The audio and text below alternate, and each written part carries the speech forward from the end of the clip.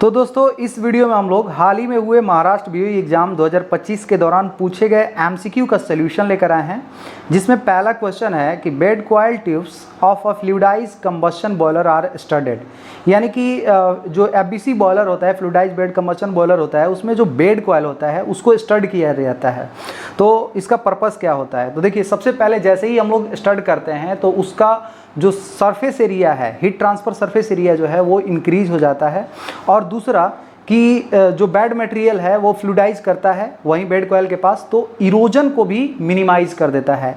इस तरह से इसका जो मेन फंक्शन हो गया to increase the heat transfer and to minimise the erosion of tubes. यानी कि यहाँ पे ए एंड बी ऑप्शन जो है दोनों सही है, यानी कि यहाँ पे ऑप्शन सी जो है both A and B are correct.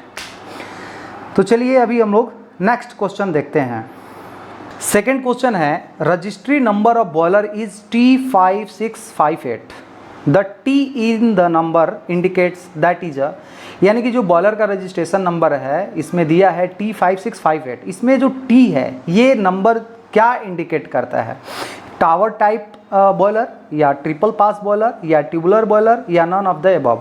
तो देखिए, कोई भी बॉयलर का रजिस्ट्रेशन नंबर से पहले जिस रीजन का बॉयलर है, चाहे आपका वो आंध्र प्रदेश का बॉयलर है, तमिलनाडु का बॉयलर है या आपका गुजरात का बॉयलर है, वहाँ पे जो स्टार्टिंग वर्ड रहता है वो स्टेट यानी रीजन का मेंशन किया रहता है। तो इसमें ABC ऑप्शन जो है वो इनकरेक्ट है, यहाँ पे नन ऑफ द अबव होगा, क्योंकि ये जो वैल्यू शो करता है स्टार्टिंग वाला वो जिस एरिया का बॉयलर है वो रीजन का शो करता है। इस क्वेश्चन में पूछा गया है कि which loss is not considered while evaluating the boiler efficiency by indirect method. यानी कि जब हम लोग बॉयलर का एफिशिएंसी इनडायरेक्ट मेथड से कैलकुलेट करते हैं तो इसमें से कौन सा जो लॉस है उसको हम लोग एज्यूम नहीं करते हैं। Option A blow down loss, option B unburned loss, option C air infiltration loss या option D stack temperature loss. तो देखिए, इसमें जो ब्लो डाउन लॉस होता है उसको हम लोग इनडायरेक्ट मेथड से जब हम लोग बॉयलर एफिशिएंसी कैलकुलेट करते हैं तो उसमें जूम नहीं करते हैं। तो यहाँ पे थर्ड का जो करेक्ट आंसर होने वाला है वो है ऑप्शन ए। तो चलिए अभी हम लोग नेक्स्ट यानी कि फोर्थ क्वेश्चन देख लेते हैं। तो देखिए, इस क्वेश्चन में पूछा गया है कि इन वंस थ्रू बॉयलर में, जैसा कि हम लोग जानते हैं कि वंस थ्रू बॉयलर, जैसे कि इसके नाम से ही पता चल रहा है कि वंस थ्रू बॉयलर में हम लोग डायरेक्टली पानी एंटर करवाते हैं और वो पानी डायरेक्टली हमारा स्टीम में कन्वर्ट हो जाए। तो इसका जो ऑप्शन है उसको हम लोग रीड कर लेते हैं।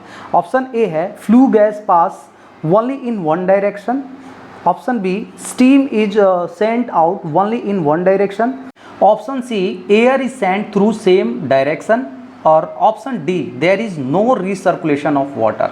तो यहाँ पे जो हमारा करेक्ट आंसर होने वाला है वो है ऑप्शन डी, क्योंकि वंस थ्रू बॉयलर में हमारा वाटर का रीसर्कुलेशन नहीं होता है, वाटर डायरेक्टली स्टीम में कन्वर्ट हो जाता है। यानी कि वंस थ्रू बॉयलर में there is no recirculation of water. तो चलिए अभी हम लोग नेक्स्ट यानी कि फिफ्थ क्वेश्चन को डिस्कस करते हैं। तो देखिए, इस क्वेश्चन में पूछा गया है कि high percentage of carbon monoxide presence in the flue gas off boiler is an indication of. यानी कि जब हमारा फ्लू गैस के अंदर कार्बन मोनोऑक्साइड जो है वो ज़्यादा अमाउंट में दिखे तो इसका मतलब क्या है कि ऑप्शन ए है high excess air, B complete combustion, C good control of pollutant या डी लो एक्सेस एयर। तो देखिए, अगर कार्बन मोनोऑक्साइड ज़्यादा है इसका मतलब हमारा कंबशन नहीं हो रहा है, इसका मतलब कि हमारा एयर का डेफिशिएंसी है। यानी कि यहाँ पे डायरेक्ट आप बोल सकते हैं कि ऑप्शन डी जो है low excess air is correct answer होगा। तो चलिए अभी हम लोग नेक्स्ट क्वेश्चन। तो देखिए, इस क्वेश्चन में पूछा गया है the rise in conductivity of boiler feed water indicates. यानी कि अगर हमारा बॉयलर फीड वाटर का कंडक्टिविटी इंक्रीज हो रहा है, इसका मतलब क्या है? देखिए, अगर कंडक्टिविटी इंक्रीज हो रहा है इसका मतलब डायरेक्टली है कि हमारा जो इम्प्यूरिटीज है वो क्या हो रहा है, इंक्रीज हो रहा है। यानी कि ऑप्शन अगर हम लोग रीड करें तो ऑप्शन ए है कि rise in the TDS of feed water, B है एल्कनिटी ऑफ वाटर, सी है drop in the TDS of feed water, या D thermal conductivity of water.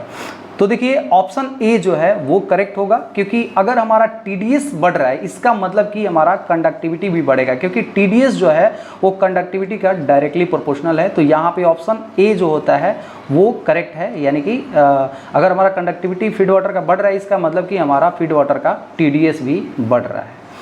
तो चलिए नेक्स्ट क्वेश्चन यानी कि 7th नंबर को डिस्कस। तो देखिए इस क्वेश्चन में पूछा गया है कि arrange the following fuels in decreasing order of their GCVs, यानी कि जीसीवी के अकॉर्डिंग जो फ्यूल दिया है उसको डिक्रीजिंग ऑर्डर में लिखना है। तो सबसे पहले हमें हायर जीसीवी लिखना है, उसके बाद उससे कम, उसके बाद उससे कम हमें अरेंज करना है। तो देखिए पी जो है वो बैगेस दिया है, क्यू जो दिया है वो फर्नेस ऑयल दिया है, आर कोल के लिए दिया है और एस जो है वो हाइड्रोजन के लिए दिया जाता है। तो देखिए इसमें जो हमारा हाइड्रोजन होता है उसका जीसीवी सबसे ज़्यादा होता है, उसके बाद हमारा फर्नेस ऑयल का होगा, उसके बाद हमारा कोल का जीसीवी होगा और सबसे कम हमारा बैगेस का होगा। यानी कि यहाँ पे सबसे पहले एस आ जाएगा, उसके बाद हमारा क्यू आ जाएगा, उसके बाद हमारा आर एंड देन पी। तो यहाँ पे ऑप्शन बी जो है S Q R P is the correct answer, यानी कि हमारा 7th का जो करेक्ट होगा वो है ऑप्शन बी। तो चलिए अभी हम लोग नेक्स्ट यानी कि 8 क्वेश्चन नंबर को डिस्कस करते हैं। तो इस क्वेश्चन में पूछा गया है with the increase in pressure, जब हम लोग का प्रेशर इंक्रीज होता है तो फॉलोइंग जो ऑप्शन है उसमें क्या इफेक्ट आता है। तो सबसे पहला ऑप्शन जो है the boiling point of water decrease and enthalpy of evaporation increases. तो देखिए जब हमारा, जैसा कि हम लोग जानते हैं कि जैसे जैसे हमारा प्रेशर बढ़ता है तो जो लैटेंट हीट है वो क्या होता है, डिक्रीज होता है। जैसे कि हम लोग जानते हैं कि एट क्रिटिकल प्रेशर पे हमारा लैटेंट हीट 0 हो जाता है, यानी कि 221 बार पे हमारा जो लैटेंट हीट है वो 0 हो जाता है। तो इसमें जैसे जैसे बॉइलिंग पॉइंट वाटर का इंक्रीज होगा तो जो हमारा एंथैल्पी ऑफ इवोपरेशन जो है वो भी डिक्रीज होगा। तो इसमें जो करेक्ट आंसर होने वाला है वो है option B, the boiling point of water increases and enthalpy of evaporation decreases. तो हमारा 8 का जो करेक्ट आंसर हो जाएगा वो है ऑप्शन बी। तो चलिए अभी हम लोग नेक्स्ट यानी कि 9th क्वेश्चन को डिस्कस कर लेते हैं। तो देखिए इस क्वेश्चन में पूछा गया है the actual vacuum in a condenser is equal to, यानी कि कंडेंसर में जो एक्चुअल वैक्यूम है वो किसके बराबर होता है। तो देखिए वैक्यूम के लिए हम लोग क्या करते हैं कि जो भी हमारा एटमॉस्फेरिक प्रेशर है उसमें से हमारा गेज प्रेशर को माइनस कर देते हैं, यानी कि जो एक्चुअल कंडेंसर का प्रेशर है उसको हम लोग माइनस कर देंगे तो हमें क्या निकल के आ जाएगा, एक्चुअल वैक्यूम क्या है। तो यहाँ पे ऑप्शन बी जो है यानी कि बैरोमेट्रिक प्रेशर यानी कि atmospheric pressure minus actual pressure कर देंगे तो एग्जैक्ट एक्चुअल वैक्यूम क्या होगा वो हमें निकल के आ जाएगा। यानी कि 9th का जो करेक्ट आंसर होने वाला है वो है ऑप्शन बी, यानी कि barometric pressure minus actual pressure अगर कर देंगे तो एक्चुअल वैक्यूम निकल के आ जाएगा। तो चलिए अभी हम लोग नेक्स्ट और लास्ट क्वेश्चन 10th नंबर को डिस्कस कर लेते हैं। तो देखिए इस क्वेश्चन में पूछा गया है कि coal is not burned in suspension. Suspension का मतलब होता है कि हमारा बीचों बीच में इसमें से कौन सा बॉयलर है जिसमें कोल का कंबस्शन नहीं होता है, सस्पेंशन में कंबस्शन नहीं होता है।